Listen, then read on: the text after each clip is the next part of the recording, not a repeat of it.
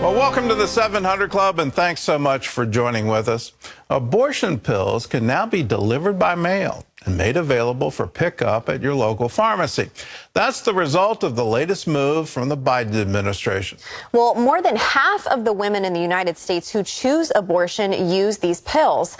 And a 6-year study says they're 4 times more dangerous than surgical abortions, putting women's health at risk. Heather Sells reports. The FDA's new rule says pharmacies like Walgreens and CVS can now dispense abortion pills as long as they receive a government certification. Pro-life leaders say that is bad news for women. This is a very reckless decision.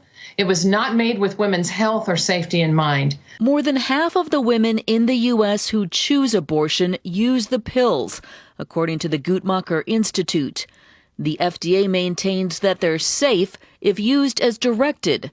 Still, women who use the pills risk complications, including hemorrhaging, infection, retaining fetal tissue, and cervical damage. One 6-year study says abortion pills are 4 times more dangerous than surgical abortion. Pro-life pregnancy centers say they hear from women using the pills in trouble and unsure what to do. We've already been getting the phone calls from women who have actively aborted their own child at home, where they literally are looking at their aborted child in their palm of their hand and calling us and asking, what do I do now? Still, the Biden administration is moving on multiple fronts to allow greater access to the pills. This week, the Justice Department made clear the Postal Service can deliver the pills, even in states that ban them. Its reason, the pills can also be used to manage miscarriages, so they can't be sure they'll be used for abortions. We're recommending that all states, red or blue, track emergency room complications that reporting to the state health department. The pro-life Susan B. Anthony list says states should watch for more women in emergency rooms after taking the pills. And they're calling on state pharmacy boards to oversee pharmacies that get approved to dispense them. Last year, the Biden administration rolled back the rule that women must pick up abortion pills in person at a medical office. This week's decisions pave the way for women to get a prescription via telehealth and then receive the pills in the mail or from a pharmacy. Still, the fight is far from over. Legal experts predict court battles over access will rage for years. Heather Sells, CBN News. Well, in those court battles, I hope they keep in mind that this is dangerous, and it's 4 times more dangerous. That's what the medical professionals say. This is more dangerous, and as a result, it shouldn't just be available by mail or to unprescribed. All of these things come into play. Can we track it from an emergency room? Well, yeah, but by then it's too late to help the health of the woman involved. That's why she's needing emergency medical treatment. Let's please have some common sense in this. In other news, political theater continues to play out in the House of Representatives. It's day 3 and counting, and Republicans still have not elected a speaker. Ephraim Graham has that story and more from the CBN Newsroom. Ephraim? Gordon, California's Kevin McCarthy still falling short after 3 more votes in the House Wednesday. By the end of the day, he could actually lose ground, but even after former President Donald Trump released a statement urging Republicans to support him. And some of Trump's biggest supporters are leading the charge against McCarthy, including Colorado's Lauren Boebert. Even having my favorite president call us and tell us we need to knock this off, I think it actually needs to be reversed. The president needs to tell Kevin McCarthy that, sir, you do not have the votes and it's time to withdraw. And with that, I yield. Thank you. Boebert nominated Florida Congressman Byron Donalds. With Democrats supporting New York's Hakeem Jeffries, it is the first time 2 black men have been nominated for Speaker. Democrats, including the president, are piling on as the chaos for Republicans unfolds. I just think it's a little embarrassing it's taking so long in the way they're dealing with one another. And the rest of the world's looking. They're looking at, can we get our act together? And what I'm focused on is getting things done. The House reconvenes today at noon. There is talk McCarthy is making progress behind the scenes, giving concessions to the 20 conservatives blocking his path. That progress likely includes a rule change allowing just one House member to call for a vote to change speakers, putting more members of the Freedom Caucus on the House Rules Committee, and guarantees the House will vote on border security and term limits for representatives. President Biden is set to speak on border security and enforcement at the White House today. Yesterday, he confirmed he's planning a trip to the border as part of his trip to Mexico City next week. Are you going to be visiting the border when you head down to Mexico? That's my intention. We're working out the details now. This will be President Biden's first trip to the border to see the crisis that's engulfed the area. Border and Customs Patrol are reporting more than 2.75 million migrants crossing illegally in 2022. I want to update you now on the status of NFL player Damar Hamlin. The Buffalo Bills defensive back suffered cardiac arrest during Monday night's game in Cincinnati.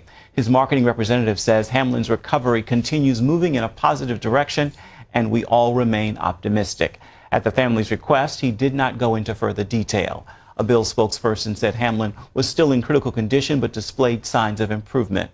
He's expected to remain in intensive care. Hamlin's family is thanking the millions who've been praying and offering support since his injury.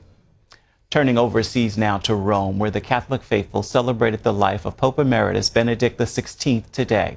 Tens of thousands of people came to the Vatican City for the funeral mass. Pope Francis presided over the funeral of his predecessor. Benedict became the first pope in 600 years to resign his office when he stepped down 10 years ago, citing health reasons. The 95-year-old is remembered as a humble servant, though his leadership was marred by the sex abuse scandal that shook the Catholic Church. One biographer noted he fought against crimes committed by clergy against minors. Here at home, the 50th annual March for Life takes place this month in Washington.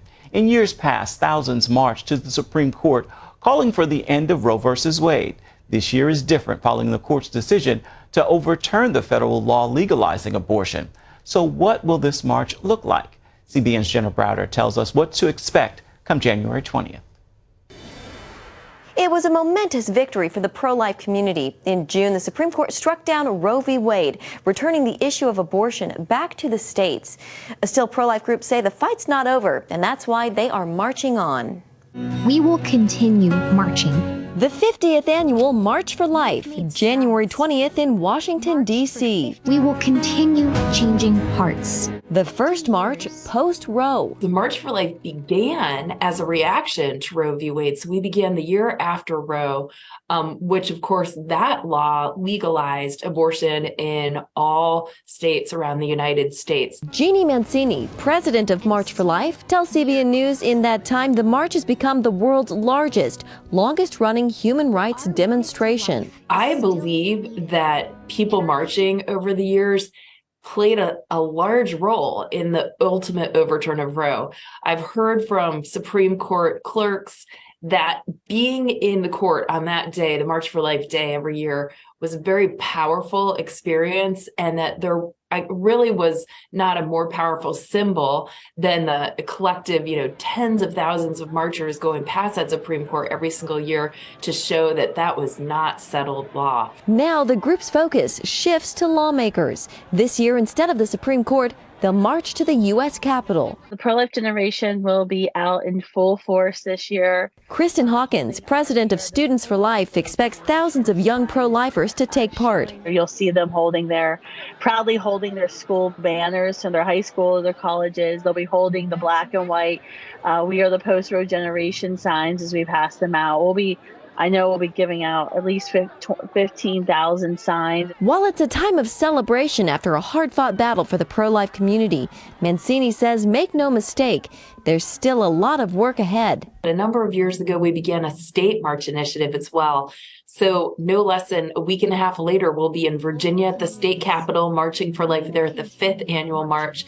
And we plan to double the number of state marches this year to be in 10 states. Mancini says their goal is to be in all 50 states within the next 5 to 7 years. Ask yourself, this January, where will you be? And if you find yourself in the D.C. area, there is a big lineup of speakers and entertainers, among them Pro Football Hall of Famer Tony Dungy and Jonathan Romy, who plays Jesus in The Chosen. In Washington, Jenna Browder, CBN News. Again, that march is scheduled for January 20th. Gordon? Well, things have certainly changed since the last march, and Roe versus Wade is no longer the Supreme Court decision that it once was. It's been overturned. In the aftermath of it, how do we as Christians now operate? And is there going to be this patchwork of different various laws about abortion across our nation? Here's what I hope for, and I hope all Christians will struggle for. Can we have a culture where we celebrate women, we celebrate motherhood, we help women have their children, and we support them all the way through? That would be wonderful. That would be a culture to aspire to. Let us take care of the next generation, but most importantly, let's take care of mothers.